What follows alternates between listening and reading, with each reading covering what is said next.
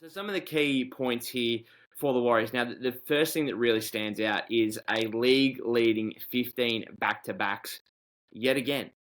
And this is going to be quite an impact on Golden State, specifically next season in 2023-24, because, well, this is an aging core now. And the loss of Jordan Poole is really going to be hurt here with his ability to play every game last season, to be able to play in the absence of Steph Curry or Klay Thompson. Obviously, Klay specifically didn't start playing back-to-backs until late last season, which is more than understandable. That is fine. And that is a positive, I guess, going into this season, is that you will have Klay Thompson available for most back-to-backs. Now, obviously, there are going to be second night of back-to-backs where Klay or Steph or CP or Draymond are resting. Perhaps there's games where all four of them are resting and the Warriors are basically tanking that game. But it is going to be interesting to see how they kind of process this and how they go through the season managing their older players, knowing that, hey, we don't have the kind of safety valve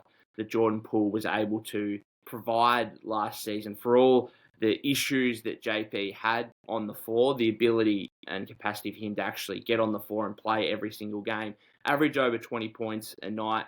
And of course, we have to remember last season that the Warriors had a winning record without Stephen Curry, which has been incredibly rare across the course of his career. And I think goes a little bit underrated when we're trying to evaluate Jordan Poole's season last year, which obviously finished disastrously in the playoffs. But I think, as I said, his capacity to play every single game, his ability to lead the team without Steph Curry and be the offensive facilitator in that manner, I thought was a pretty underrated and undervalued area of his season. It's going to be interesting to see how the Warriors manage their back-to-backs. It starts with the third and fourth games of the season. So obviously they have the blockbuster opening against the Phoenix Suns on October 24, signaling not only the return of Kevin Durant to a crowd-filled Chase Center for the first time, hopefully, and then, of course, Chris Paul as well making his team debut against his former team. Is going to be a mouth-watering battle between two of the Western Conference powerhouses that will both obviously be in championship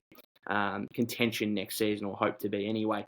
And then, of course, there's a few-day break. Then there's a game against the Kings on October 27, and then followed by back-to-back in Houston and New Orleans, October 29 and 30. So it's going to be interesting to see if that veteran core play all three of those games within the 4-day period. I would like to think so, given it's so early in the season. I'm not sure why you need to be resting at any point of those games, but it will be a wait and see throughout the entire season, that is for sure.